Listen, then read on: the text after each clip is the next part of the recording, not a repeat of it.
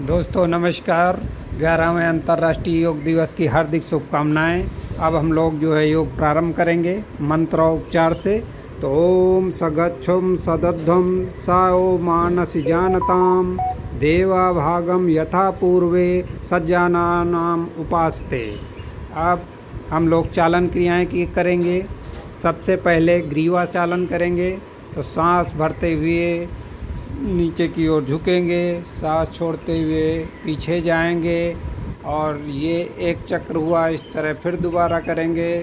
सांस को छोड़ते हुए नीचे ठोड़ी को सीने से लगाएंगे और फिर सांस लेते हुए पीछे की ओर जाएंगे। गर्दन में थोड़ा तनाव महसूस हो। अब दूसरी क्रिया करेंगे। गर्दन को कान को कंधे से लगाएं, दाईं ओर झुकाएं, फिर इसी तरह बाईं ओर झुकाते हैं, कान को कंधे से लगाएंगे, कंधे को ऊपर नहीं करेंगे और इस प्रोसेस को 2 बार करेंगे। अब ग्रीवा चालन में तीसरी होती है कि दाएं और बाईं ओर घूमना।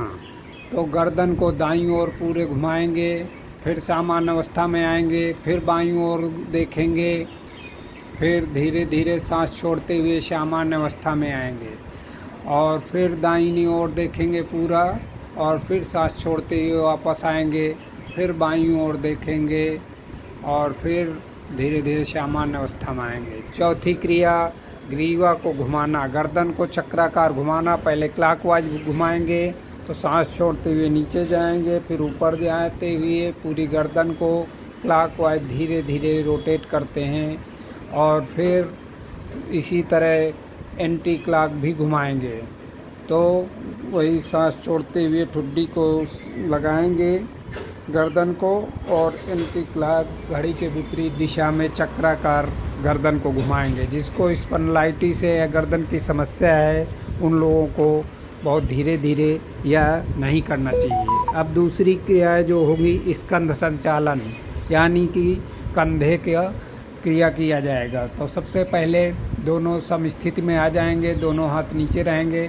अब हाथों को ऊपर फैलाएंगे और कान के पास से ऊपर की ओर हाथ खिंचाव महसूस हो ऊपर की ओर ले जाएंगे और हाथ के जो वो हैं उनको सीधा करेंगे और फिर वापस नीचे आएंगे।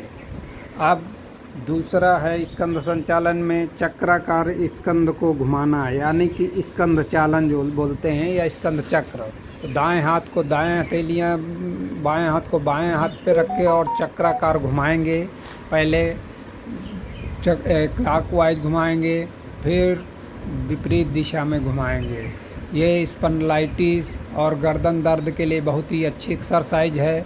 इसको रोज़ प्रत्येक दिन करना चाहिए। इसको करने से आपकी स्पॉन्डिलाइटिस की समस्या दूर हो जाएगी। अब करते हैं कट चालन, यानी कि कमर के लिए। तो कमर के लिए करने के लिए दोनों पैरों के बीच में वही 2 से 3 फीट की डिस्टेंस रखें और दोनों भुजाओं को कंधे के सीधे तक उठाएं। इसके बाद दोनों हथेलियां समांतर स्थित तक एक दूसरे के आमने सामने हों। फिर सांस छोड़ते हुए बाईं ओर घुमाएं और फिर धीरे धीरे दाईं ओर, दाईं हथेली बाएं कंधे को छुएगा और श्वास लेते हुए पूर्ण की उस स्थिति में फिर वापस आ जाएं। इसी तरह 2 बार कम से कम इस कार्य को करना चाहिए। अब अगला जो होगा वो होगा घुटना संचालन। घुटना संचालन के लिए श्वास को शरीर को अंदर भरते हुए अपनी भुजाओं को कंधे के स्तर तक लाएं तथा हथेलियों को नीचे की ओर रखें। श्वास छोड़ते हुए घुटनों को मोड़ें और शरीर को आधे बैठने की स्थिति में ले जाएं। इस स्थिति में थोड़ी देर तक रहें, 3 से 10 सेकंड तक, और फिर सामान्य अवस्था में आ जाएं। इस तरह ये घुटना संचालन क्रिया पूरी हुई। इनको सूक्ष्म क्रियाएं भी कहते हैं। अब हम योगासन में खड़े होकर किए जाने वाले आसन करेंगे, जिसमें सबसे पहले तड़ासन करेंगे। तड़ासन यानी ताड़ वृक्ष की स्थिति बनाएंगे। ताड़ का अर्थ होता है खजूर। खजूर के पेड़ की जैसे आकृति का बनाएंगे। इसके लिए सर्वप्रथम पैरों के बल खड़े हो जाएं और दोनों पैरों के बीच 2 इंच की दूरी रहेगी। सांस अंदर, हाथों को सामने की ओर कंधों के स्तर तक उठाएंगे और दोनों हथेलियों को आपस में एक दूसरे में फंसाकर ऊपर की ओर ले जाएंगे और एड़ियों को ज़मीन से ऊपर उठाएंगे। पैर की उंगलियों में अपना संतुलन बनाएं। इस स्थिति में 10 से 30 सेकंड तक रहते हैं, फिर सामान्य अवस्था में आ जाते हैं। अब अगला करेंगे हम वृक्षासन, यानी कि वृक्ष के आकृति का बनना। तो दाएं पैर को बाएं पैर के पे पिनीलियन यानी कि उसके मूल बंध के पास रखेंगे और नमस्कार मुद्रा में ऊपर हाथ दोनों जोड़ते हुए संतुलन करेंगे।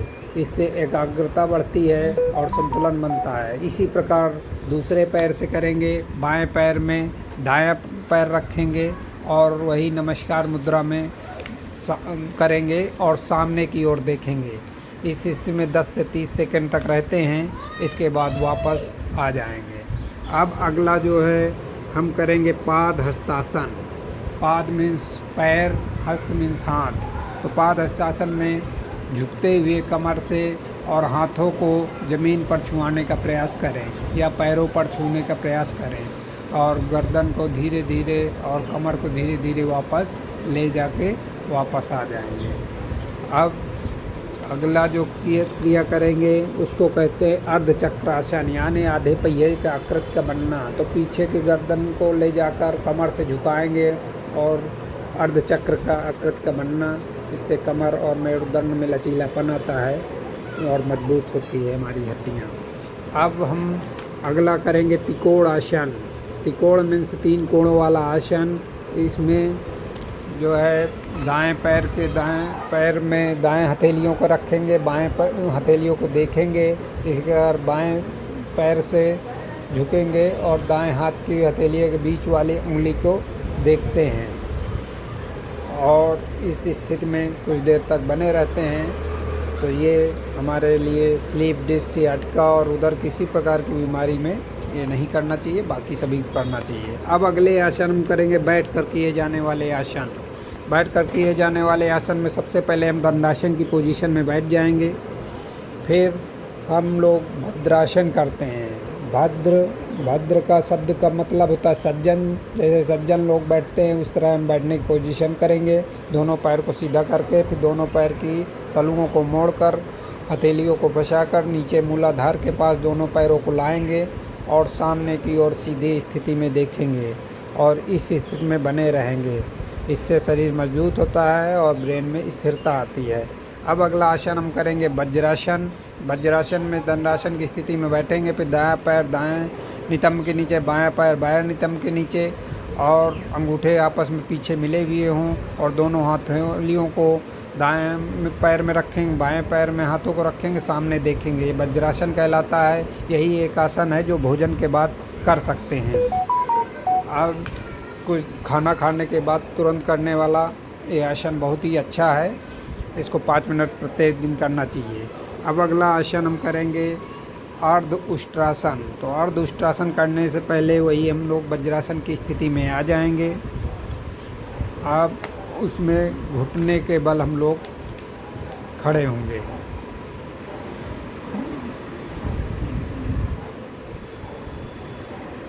अब ये है हमारा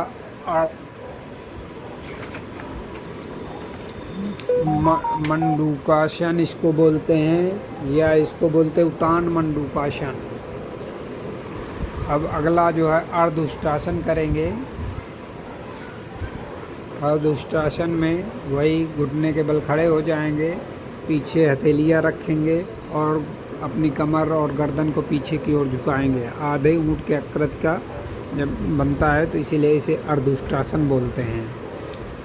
अब अगला आसन करेंगे उष्ट्रासन। उष्ट्रासन यानी ऊँट जैसी शारीरिक स्थिति हो जाएगी। इस आसन को अभ्यास शारीरिक स्थिति ऊँट के समान हो जाती है, इसलिए इसका नाम उष्ट्रासन होता है। इसमें दाएं हाथ से दाएं एड़ी को पकड़ें, बाएं हाथ से बाएं एड़ी को पकड़ें और गर्दन और कमर एकदम झुकाना चाहिए और कुछ देर तक। अब अगला आसन करेंगे हम लोग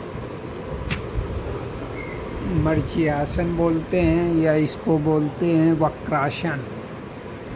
वक्रासन में दाएं हाथ को बाएं घुटने पर रखें और उसको दाईं ओर देखें और गर्दन को पीछे की ओर घुमाएं। वक्र के आकृति का बन जाता है, इसलिए इसे वक्रासन कहते हैं।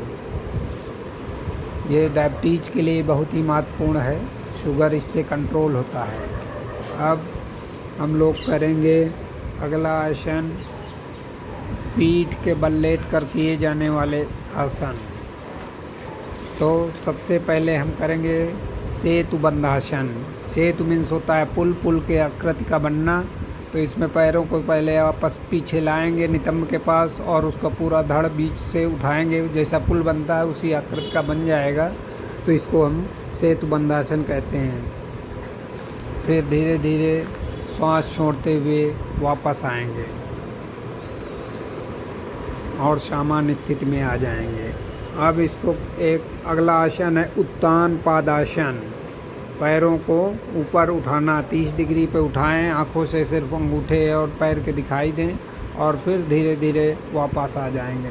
इस क्रिया को 2 से 3 बार करना चाहिए। अब अगला आसन हम लोग करेंगे अर्धहलासन। तो इसमें हम पैरों को 90 डिग्री के पोजीशन पे रखेंगे, दोनों पैरों को, और हथेलियां सीधे ज़मीन की ओर रहें और इस स्थिति में 10 से 30 सेकंड तक बने रहेंगे। इसको आधा हल इस प्रकार होता है, इसीलिए इसको अर्धहलासन कहते हैं। अब हम करेंगे पवन मुक्तासन। जैसा नाम से है, गैस और एसिडिटी और कब्ज के लिए बहुत ही फायदेमंद आसन होता है। इसमें दोनों पैरों को मोड़ के और उसको नाक से छुआना चाहिए या घुटनों को बीच में छूने का प्रयास करना चाहिए और इस स्थिति में बने रहें। पवन मुक्तासन कहलाता है। अब हम लोग करेंगे अगले आसन जो पेट के बल किए जाते हैं। पेट के बल किए जाने वाले आसन में सबसे पहले मकरासन, जो एक विश्राम की अवस्था होती है। दोनों पंजों को बाहर की ओर फैले रहेंगे और जिस प्रकार मगरमच्छ लेटा रहता है उसी प्रकार हम लोग लेटे रहेंगे। ये बहुत ही रिलैक्स करने वाला आसन होता है, पूरे शरीर को शिथिल करता है। फिर अगला आसन हम करेंगे भुजंग आसन। भुजंग मीन्स सर्प होता है, सर्प के आकृति का बनना। तो इसमें दोनों हथेलियों से ऊपर, कमर से ऊपर की ओर देखेंगे, जैसे सर्प की आकृति होती है उसी प्रकार होता है। कमर के लिए बहुत ही फायदेमंद होता है ये। अगला आसन शलभासन करेंगे। शलभासन यानी कि टिड्डे के आकृति का बनना। तो इसमें पूरे पीछे के दोनों पैरों को ऊपर को ओर उठाएंगे और एक शलभ यानी टिड्डे का आकृति का बन जाएगा, जो हमारे शरीर को बहुत ही लचीला बनाता है। अब अगला हम लोग करेंगे, सबसे पहले बैठकर ध्यान मुद्रा में। तो ध्यान मुद्रा में हम लोग बैठेंगे, ध्यान अपना केंद्रित करेंगे दोनों भौहों के बीच में। अब हम लोग करेंगे प्राणायाम, जिसमें से सबसे पहले अनुलोम विलोम। दाएं हाथ से दाएं नाक को बंद करेंगे, बाएं से सांस लेंगे, फिर बाएं को बंद कर दाएं से छोड़ेंगे और इस क्रिया को कम से कम 5 मिनट करना चाहिए। ये नाड़ी शोधन प्राणायाम है जो बहुत ही महत्वपूर्ण है। इसको प्रत्येक दिन सभी लोगों को करना चाहिए, जिससे सारी नाड़ियों का शोधन हो जाता है और हमारे जितने मानसिक विकार हैं वो दूर हो जाते हैं। अब हम लोग करेंगे नाड़ी शोधन के बाद अगला जो है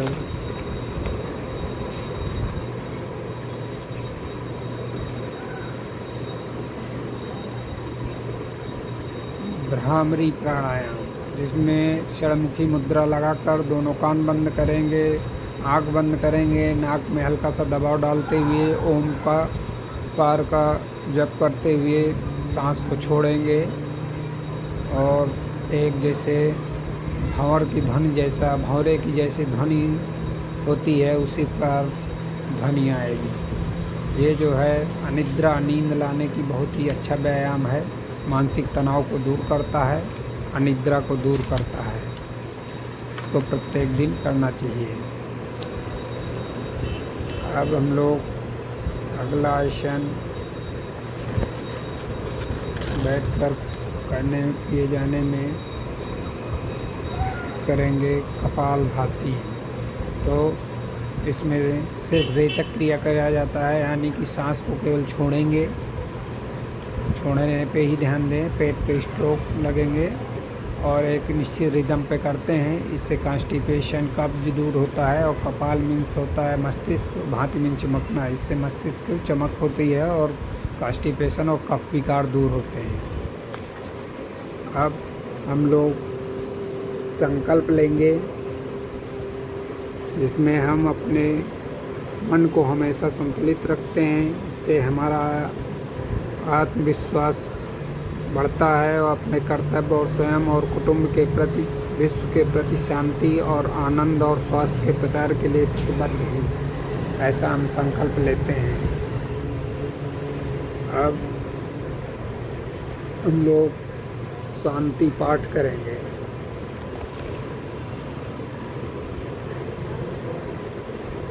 ओम सर्वे भवन्तु सुखिनः, सर्वे सन्तु निरामयः, सर्वे भद्राणि पश्यन्तु, या कश्चित् दुःख मा भाग्य भवेत्। ओम शांति शांति शांति। सब सुखी हों, सब निरोग हों, सब निरामय हों, सबका मंगल हो।